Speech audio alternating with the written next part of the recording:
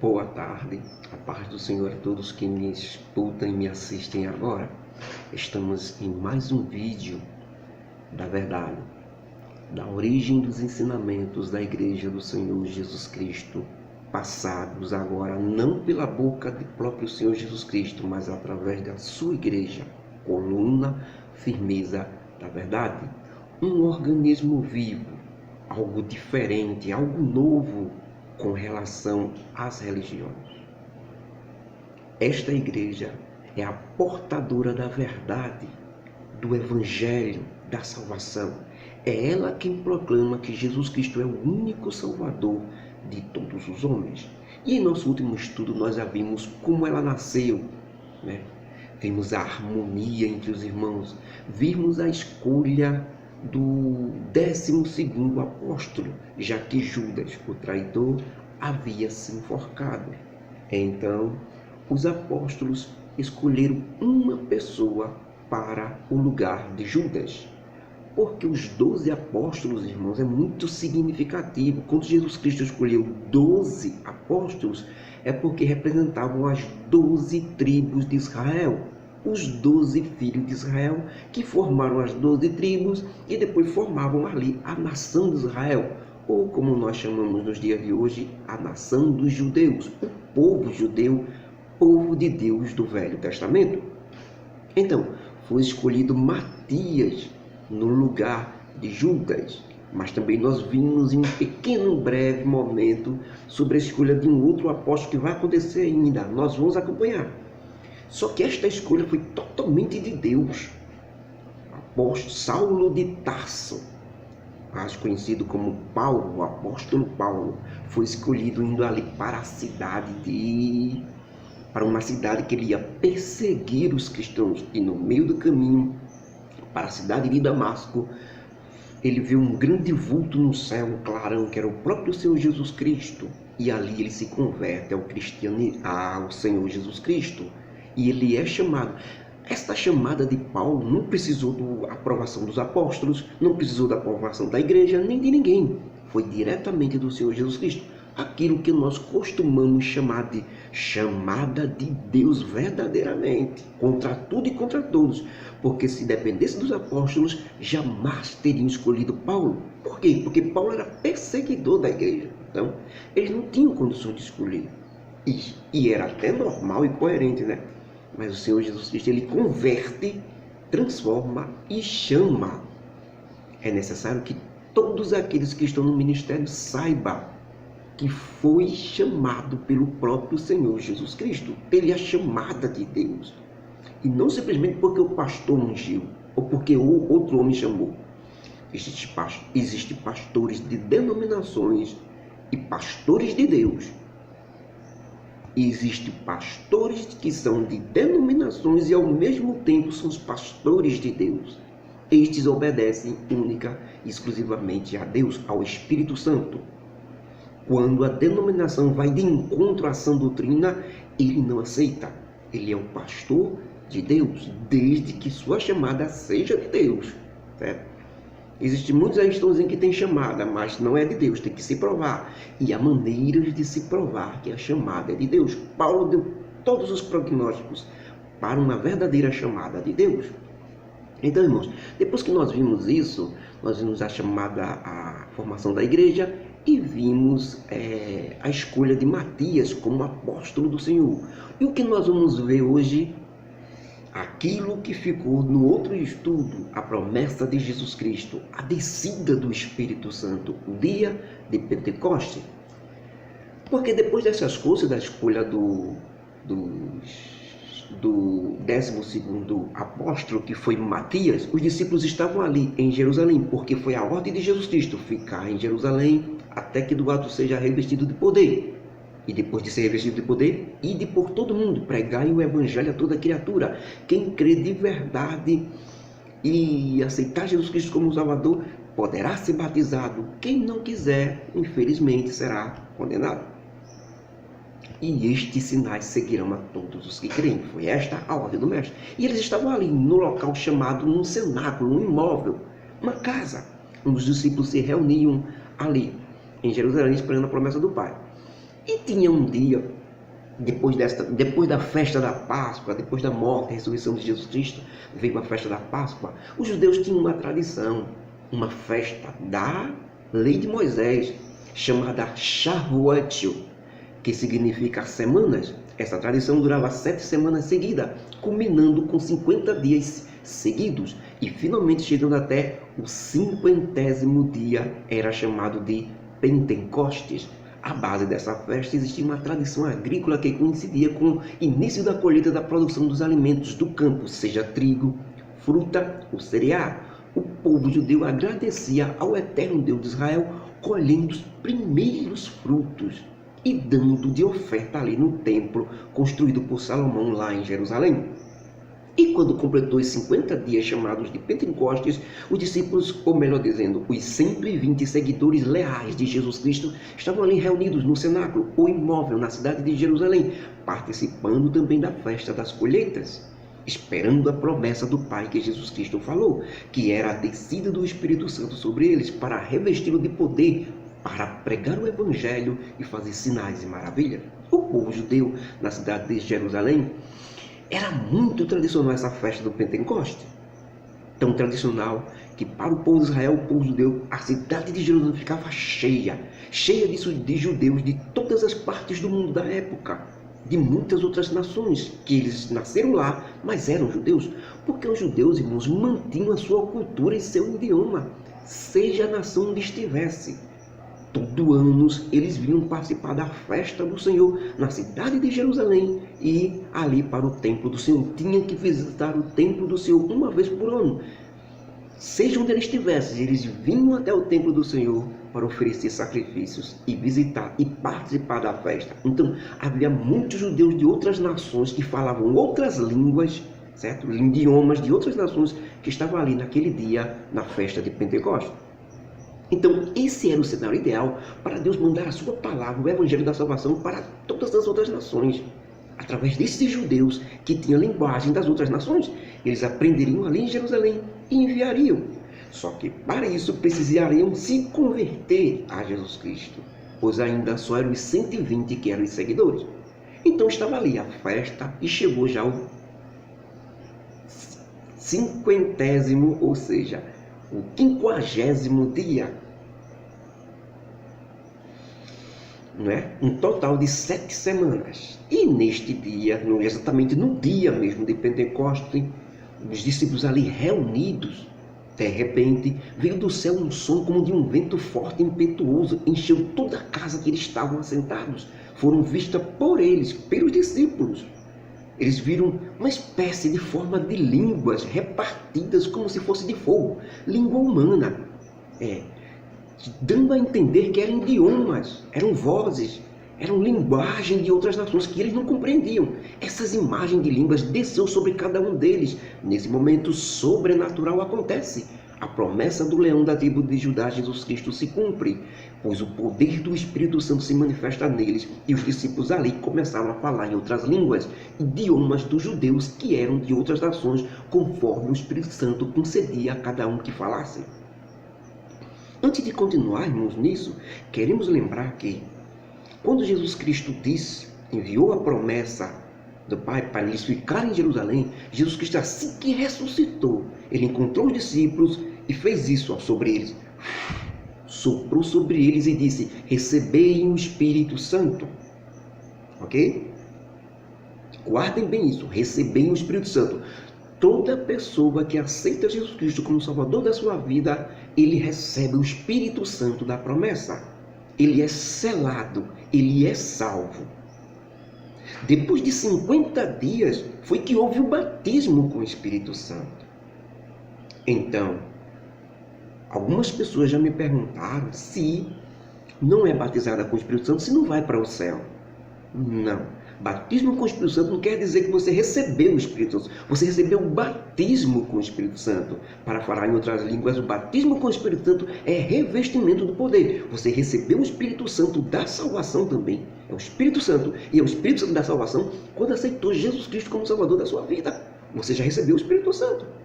Há pessoas que quando aceitam Jesus Cristo como Salvador, que recebem o Espírito Santo, recebem também o batismo com o Espírito Santo, o revestimento de poder na hora. Mas isso não acontece com todo mundo. Muitos recebem primeiro o Espírito Santo da salvação e depois é batizado com o Espírito Santo. Já aí, os discípulos receberam o Espírito Santo da salvação, certo? Assim que Jesus foi ressuscitado, e depois de 50 dias, agora, no dia de Pentecoste, houve o revestimento. Batismo com o Espírito Santo é revestimento de poder, é revestir aquilo que já está em você. Para você ter ousadia, para você ter mais força, para você ter mais controle. Então, irmãos, este foi o que aconteceu agora. Os discípulos já eram salvos. A pessoa que aceitou Jesus como Salvador e é salva e não foi batizada com o Espírito Santo, ela vai para o céu. Porque a salvação é pelo sangue de Jesus Cristo e não pelo batismo com o Espírito Santo. Porque ela não fala línguas estranhas, não quer dizer que ela vai para o céu, não. Isto não é a doutrina de Deus. A doutrina de Deus é essa, pura, certa, tranquilo. Recebe primeiro o Espírito Santo, salvação. Depois o batismo com o Espírito Santo. Ou os dois ao mesmo tempo. Uma coisa é certa. Não pode receber o batismo sem antes receber o Espírito Santo da salvação. Sem a salvação, não pode receber o batismo com o Espírito Santo. Sem a salvação. Mas uma vez recebeu a salvação, aceitou Jesus Cristo, está pronto para receber o batismo com o Espírito Santo. Só não pode uma pessoa, sem nunca ter aceitado Jesus Cristo como Salvador da sua vida, dizer que foi batizado com o Espírito Santo. E também não quer dizer que a pessoa não levantou a mão lá na denominação, lá onde foi, para aceitar Jesus. Não quer dizer que ela se converteu. Quem convence o homem é o Espírito Santo do pecado, da justiça e do juízo. Ele pode nunca ter levantado a mão, mas o Espírito Santo ter convencido ele de coração, ele se entregou a Jesus Cristo. Pode ser. Deus sabe. Ninguém tem condições de meter a mão nisso, porque é algo que só Deus vê por dentro. Mas o melhor é que se manifeste dizendo que aceitou Jesus Cristo como Salvador. Bem, então ali estavam os discípulos já batizados com o Espírito Santo. E ali, irmãos, naquela festa, como nós já dizemos, estavam os judeus falando idiomas de todas as partes do mundo daquela época. Judeus da Mesopotâmia, língua da Judeia, da região mais distante, que já era era o hebraico, mas era um idioma com sotaques diferentes. Tinham os judeus com o idioma da região de Ponto, da região de Frígia, da região da Panfilha, do Egito, da Líbia, de Cirene, língua dos partos, dos povos medos, dos povos helenitas, forasteiros judeus romanos, tanto naturais da Judéia, como prosélitos ou iniciantes, sem falar no idioma de Creta, os cretenses, cidade grega, judeus que moravam também em países árabes com seus idiomas. Então, todos esses judeus estavam ali e falavam outras línguas. Falavam idiomas de sua nação e não hebraico da lei. Quando todos esses judeus, desses povos que falamos, viram lá no cenáculo, lá na casa onde estavam os discípulos, não é gritaria, o barulho do som veemente que aconteceu, aquela multidão correu até ali a casa onde estavam os discípulos. E quando chegaram lá, eles viram o inexplicável. Viram e ouviram os discípulos, que eram homens da Galiléia, ali da Judéia, que nunca tinham saído daquela região, falarem fluentemente o idioma deles. Ficaram de queixo caídos, ficaram admirados com aquilo. E eles mesmos disseram: como pode? Esses judeus não são todos homens galileus daqui da Galiléia, nunca saíram daqui para canto nenhum. E eles são analfabetos. Eles não sabem as letras. Como é que nós podemos ouvir eles falarem fluentemente em nosso idioma, sem precisar de intérprete? Eles estão falando no nosso idioma. Como é que ficaram abismados, ficaram completamente de boca aberta com aquilo? E disseram: onde eles aprenderam este idioma? Mas o que é isso que está acontecendo aqui? Totalmente admirados e pasmados. Então, sem ter nenhuma coisa que justificar aquilo, que era injustificável o que estava acontecendo para eles, não tinha como definir aquilo, então resolveram, sabendo que eles eram discípulos de Jesus Cristo, né, e que já havia espalhado os judeus, os chefes religiosos, haviam mandado os romanos espalharem a notícia mentirosa de que foram os discípulos que roubaram o corpo de Jesus, que ele não ressuscitou. Sabendo disso, eles resolveram ignorar os discípulos, dizer que aquilo é tudo mentira, e resolveram dizer que os discípulos estavam bêbados. Só que muitos também reconheceram que não era bem assim. Por quê? Porque eram as primeiras horas do dia. A festa, o dia final da festa estava começando naquele dia. Então não podia estarem bêbados, porque só ficava bêbado naquela época com muito vinho. E só começava a tomar o vinho depois, estava no comecinho de manhã da festa. Então eles não podiam estar bêbados. Foi isso que eles disseram. Então os que disseram que os discípulos estavam bêbados se calaram na hora, porque não podiam. É nesta hora que o apóstolo Pedro se levanta. Esse é o apóstolo Pedro, que antes tinha se escondido junto com os 120, tinham medo dos judeus, né? Que os judeus já tinham mandado parar de falar no nome de Jesus Cristo. Eles já tinham medo. Que foi que o apóstolo Pedro agora, com o batismo com o Espírito, já era salvo. Mas veja que o batismo com o Espírito Santo fez com ele agora. Antes mesmo de ele ser salvo, de receber o Espírito Santo, quando Jesus ressuscitou, ele tinha negado Jesus Cristo, que todos nós sabemos. Se arrependeu amargamente, chorou, mas ficou escondido, mesmo tendo recebido o Espírito Santo. Mas agora com revestimento de poder, não. Depois daquela discussão toda, eles dizendo, mas não é, eles estavam bêbados, mas havia uma evidência muito grande que eles estavam falando no idioma deles, e isso era inexplicável, ninguém conseguia explicar. Pedro se coloca no lugar mais alto e começa a fazer sua primeira pregação sobre o Evangelho, sobre a graça, sobre a salvação em Jesus Cristo. Aqui, irmãos, vai se cumprir aquilo que Jesus Cristo diz há tempos atrás que nós estudamos. Tu és Pedro. Falando para Pedro, Jesus Cristo diz, tu és Pedro, e sobre esta pedra edificarei a minha igreja, e as portas do inferno não prevalecerão contra ela. E te darei as chaves do céu. Muitos erroneamente ensinam hoje que Pedro tem as chaves do céu, para colocar quem quiser lá no céu e tirar quem quiser. Pedro é que tem a chave do céu. Tudo isso é mentira. Tudo isso é fantasia, conto da carochinha. Pedro não tem nada de chave do céu. Pedro não pode nem com ele mesmo. Pedro é muito fraco para isso. Então Jesus Cristo disse, tu és Pedro, sobre esta pedra fundarei a minha igreja. Sobre que pedra Jesus Cristo ia fundar a sua igreja? Sobre Pedro? Que o nome de Pedro significava pedrinhas? Não. Sobre aquilo que Pedro tinha afirmado hora antes. Pedro tinha dito que Jesus Cristo era o Salvador, o Senhor, o Salvador de todos os homens. Aí Jesus Cristo diz a Pedro, Pedro, sobre esta afirmação que tu dissesse agora, de que eu realmente sou o Messias enviado de Deus, o único que pode salvar os homens, sobre esta afirmação, sobre este evangelho que tu vai pregar, eu fundarei a minha igreja. Então a pedra principal de formação e de pregação da igreja é a pedra do Evangelho, da notícia de que Jesus Cristo morreu na cruz do Calvário e salvou todos os homens. Esta é a pedra em que a igreja está fundada. E não em Pedro. Pedro é muito fraco. Ia cair a igreja toda com ele no chão, se fosse em Pedro. Então, irmãos, e disse mais, te darei a chave do céu. Quando Jesus Cristo disse, te darei a chave do céu, foi a chave do reino dos céus. O reino dos céus começa agora. Pedro é o primeiro, é como se fosse uma chave. Pedro é a primeira pessoa a fazer a primeira pregação para a salvação. Arrependei-vos e aceitem Jesus Cristo como Salvador da sua vida e serão salvos. Foi Pedro quem abriu as portas do reino do céu. Com esta chave, o Evangelho, quando ele pregou ali, neste momento, o Evangelho foi o primeiro a abrir as portas do céu. Mas ele não criou as portas, muito menos o reino do céu. Ele só iniciou a pregação. Por isso que Jesus disse, eu te darei a chave do céu. É tu que vai começar a primeira pregação do meu evangelho. E se cumpriu agora. Porque Pedro colocou em cima e disse a todos ali que estavam reunidos naquela confusão, sem saber, mas não é? O que era aquilo que estava acontecendo com os discípulos, os idiomas de outras nações que eles estavam falando. Então Pedro se levantou e disse, varões irmãos, judeus, homens, irmãos judeus, era o que Pedro queria dizer. E todos os outros homens que estão aqui em Jerusalém, mas que não são judeus, que estão participando da festa e que moram aqui, quero que fiquem sabendo que uma coisa bem clara e forte.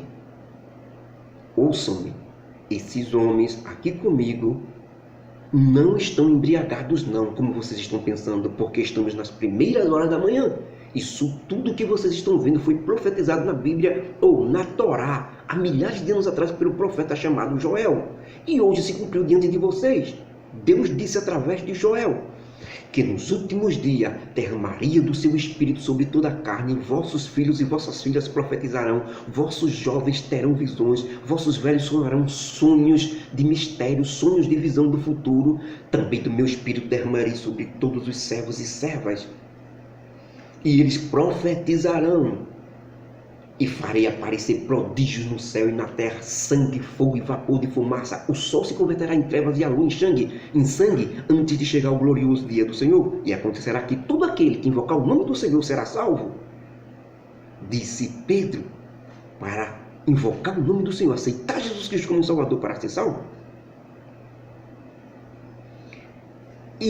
Ele continua, Pedro, dizendo, e eu, Pedro, afirmo que tudo isso aconteceu nesses últimos dias atrás. Saibam que tudo isso se cumpriu com o Senhor Jesus Cristo, homem aprovado por Deus, no meio de vocês, com muitos milagres, maravilhas, como todos vocês já sabem e ouviram falar. Este Jesus foi entregue por Deus a toda a nossa nação, a nação de Israel, para morreu crucificado na cruz para pagar os nossos pecados.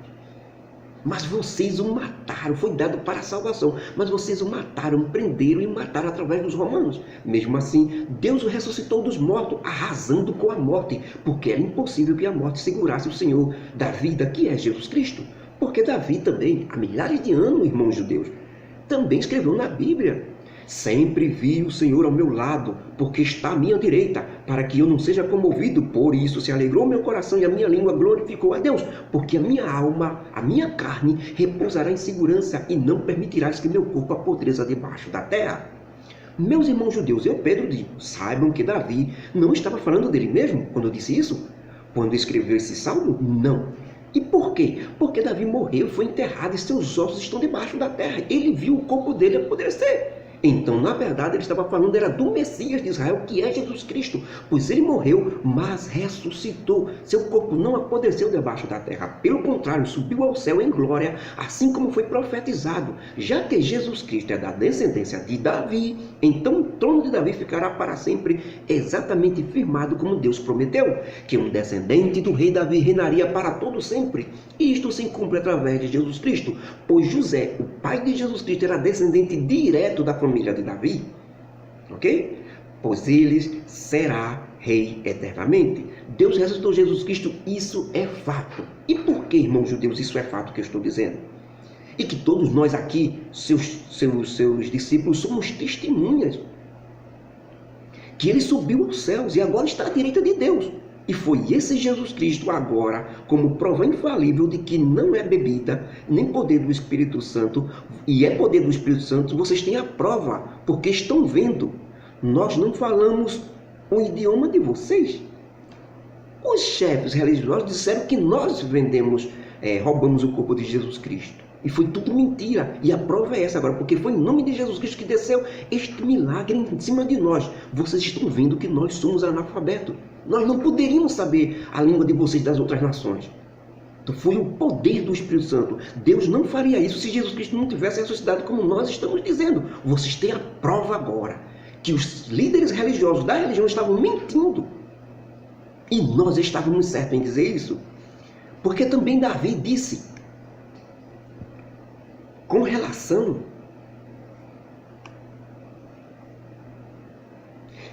a Jesus Cristo, também o seguinte: disse o meu Senhor ao meu Senhor, assenta-te ao meu lado até que põe os teus inimigos por tapete dos teus pés.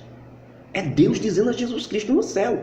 Quero dizer a todos vocês aqui reunidos nesta festa, que este Jesus Cristo que vocês crucificaram, usando o poder romano, Deus o fez Senhor da glória. E o grande Messias entregou tudo nas suas mãos, todo o poder foi dado a ele. Irmãos, quando aquela multidão em completo silêncio escutou aquele discurso maravilhoso, totalmente intelectual de Pedro, explicando aquilo, ficaram perplexos com Pedro. Sabiam que Pedro era analfabeto, que ele não tinha condição de falar das Escrituras, muito menos de estar falando língua de outra nação. Eles tiveram a certeza que aquilo que Pedro estava dizendo era verdade. Pedro provou. Aí eles ficaram perplexos, eles acreditaram na mentira. Quando a verdade vem à tona, irmão, como Jesus Cristo disse, a verdade liberta. Você fica perplexo porque você foi enganado. E eles foram enganados pelos chefes religiosos, que mentiram para ele. E agora eles ficaram pasmados diante daquilo. Então a única coisa que eles disseram aos apóstolos foi: e agora? Nós erramos acreditando nos chefes religiosos, nos nossos líderes. O que nós iremos fazer agora, irmãos? Então Pedro, já com toda a autoridade e poder do Espírito Santo, disse: arrependei-vos todos vocês de coração, cada um individualmente seja batizado para perdão dos pecados através de Jesus Cristo. E com certeza todos vocês receberão o dom do Espírito Santo, porque essa promessa de Deus pelo profeta Joel não foi apenas para nós, os apóstolos, não. Não foi para os nossos tempos, não. Foi para todos que aceitarem Jesus Cristo como Salvador e ficarem salvos em todos os tempos, séculos e épocas que existirem. É para sempre acontecer esse batismo. Vocês receberão o dom do Espírito Santo e a salvação. Então, o nosso conselho é esse: arrependam-se, se entreguem a Jesus Cristo e recebam como Salvador de suas vidas. Se salvem dessa sociedade perversa e maligna que não querem o Senhor Jesus Cristo. E essa mensagem foi tão forte, irmãos, que o Espírito Santo de Deus, através dos corações abertos daquela multidão, com a pregação de Pedro, fez o trabalho dele, que é convencer os homens do pecado, da justiça e do juízo.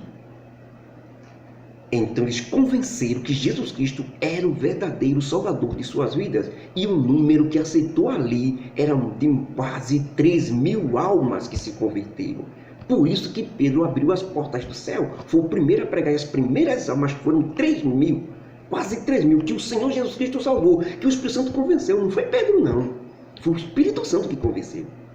Nunca é aceita essa historinha de pregador estar pregando e ficar anotando quantas almas se converteu através da pregação dele. Mentira sua. Muitas daquelas pessoas já haviam ouvido outras pregações, o Espírito Santo estava trabalhando na vida delas. Naquele momento que ela aceitou finalmente, foi quando o Espírito Santo convenceu. Elas chegaram a ficar convencidos de que Jesus Cristo era o Salvador e que precisava de Jesus Cristo. Foi o Espírito Santo. Nunca é o pregador. Todo pregador que diz que pregou e as pessoas se converteram por causa da pregação dele é um mentiroso. E nele não há verdade. Toda glória, toda honra sempre é para Jesus Cristo, nunca para o homem. O grande pregador é o pior de todos os servos, diz o Evangelho. Todo homem se considere o pior. Não bote nenhuma coroa para si, não. Não pegue nada. Porque você, eu, não merecemos nada. Nada. Por mais que o Senhor utilize em nós todas essas grandes pregações, todas as coisas boas que nós fazemos, é o Senhor que nos impulsiona a fazer. Porque se dependesse de nós, a gente estava na bagaceira, tudinho. Não presta muito, estava tudinho na bagaceira. Certo? Mas o Senhor, com muita misericórdia, através do Espírito Santo, é que nos impulsiona a fazer algo de bom. Por isso, tudo deve ser creditado a Jesus Cristo e ao Espírito Santo. Nunca o pregador, nunca o pastor, nunca o pessoal do ministério, nunca nenhum membro, nunca nenhum crente, nunca nenhum seguidor de Jesus Cristo. Tudo, honra, glória é para Jesus, unicamente. Ele fez tudo e não deixou nada para você fazer, a não ser salvo de graça pela fé nele. Graças a Deus por isso. Então, irmãos, nós vimos ali aquela palavra do Senhor Jesus Cristo a respeito de Pedro, de que ele era fundador, de que ele era o primeiro a pregar o Evangelho. Foi tudo se cumprir aí. Então, irmãos, passado esse dia da festa, os discípulos continuavam ali. Depois disso, irmãos, continuava a comunhão e o partir do pão. E assim, aquelas pessoas, como eu disse antes no começo, aquelas pessoas que ouviram a pregação nos idiomas dela, de outras nações, ouviram aquela pregação de Pedro e se converteram, quando terminou a festa, foram para os seus países. E já levaram o começo da mensagem já. Ainda não é o total ainda vai acontecer, certo? Mas já levaram já um pouco da mensagem do Evangelho para cada país para onde foram. E os discípulos ficaram ali no cenáculo, ali na casa deles mesmo em Jerusalém. Certo dia, Pedro e João foi subindo. A hora terceira do dia, que às 3 horas da tarde, subia até o templo para adorar. E havia uma porta lá, chamada Porta de Formosa, que nós vamos estudar isso no próximo vídeo, no próximo áudio. Então, irmãos, o que nós vemos ali, depois disso, o Espírito Santo tomando o coração das pessoas ali, e a igreja formada agora, fisicamente, a partir de 3.000 membros, já começou a igreja a andar na terra, a coluna e firmeza da verdade. Irmão, a presença do Espírito Santo era tão grande que todos respeitavam todos de igual modo. Da mesma forma que respeitava os seguidores de Jesus Cristo mais fraquinhos, eles respeitavam também o apóstolo do Senhor, que era o líder da igreja, os 12 líderes ali. O irmãozinho de banca era tratado igualmente, irmãos. Todos eram iguais perante a igreja. Não tinha poder, não tinha riqueza, não. Havia muito amor, comunhão tremenda, de uma forma tal que aqueles que tinham suas riquezas, não aguentando a presença e o amor com que o Espírito Santo estava dentro deles, corria, vendia suas propriedades e trazia o dinheiro e colocava aos pés dos apóstolos para ser distribuído com os pobres, com as viúvas, com os órfãos. Coisa não imaginária aos olhos humanos, principalmente nos dias de hoje. Que essas coisas não existem mais nas denominações evangélicas, nas religiões, não existe mais isso não. Isso era o fruto do amor da igreja primitiva, daqueles primeiros dias da igreja do Senhor na terra. E assim a igreja em seus primeiros dias perseveravam unânime todos os dias no templo do Senhor ali em Jerusalém. Também na casa dos irmãos, visitando, perseveravam também no partir do pão, na comunhão, na oração. E ninguém dizia que algo era dele, porque consideravam tudo de todos. Incrivelmente, nesses dias, não havia pobre na igreja, nem classe social. Não tinha classe média, classe baixa, classe alta, não. Era tudo igual.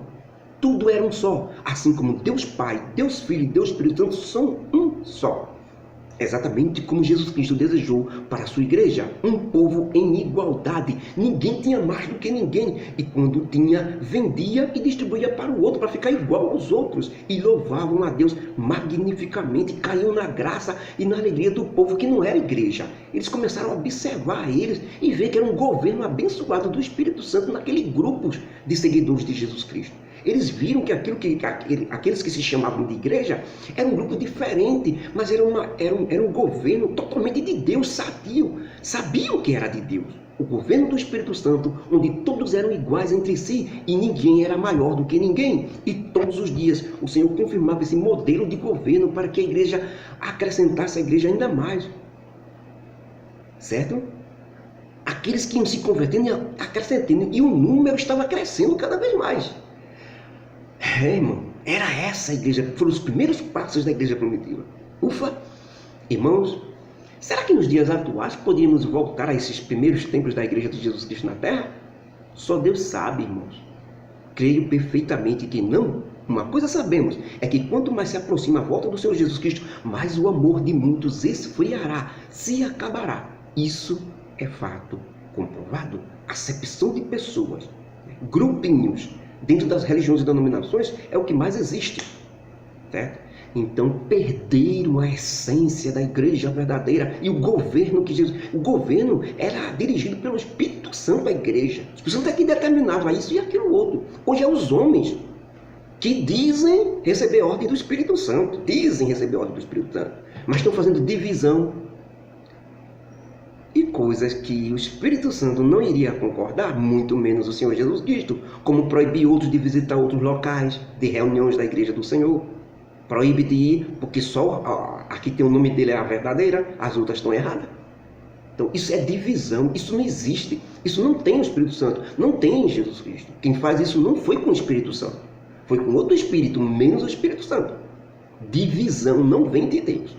Então, se você pede para se dividir, se você pede para que o irmão não visite outros irmãos, porque é de outra denominação, você não está com o Espírito Santo, não. Não venha dizer que isso é do Espírito Santo, não, que não é. Viu? Isto é animal, é terreno, é daqui da terra. Que Deus nos abençoe, que Deus nos guarde, que a graça do Senhor, a consolação do Espírito Santo, o amor de Jesus Cristo, esse contato íntimo de amor da igreja no Antigo Testamento, na igreja primitiva, esteja conosco hoje e para sempre. Não percam a essência da igreja do Senhor Jesus Cristo, de amor, de distribuição, certo? Iremos no próximo vídeo estudar mais sobre este contato da igreja verdadeira do Senhor Jesus Cristo. Que Deus nos abençoe em nome de Jesus. Amém.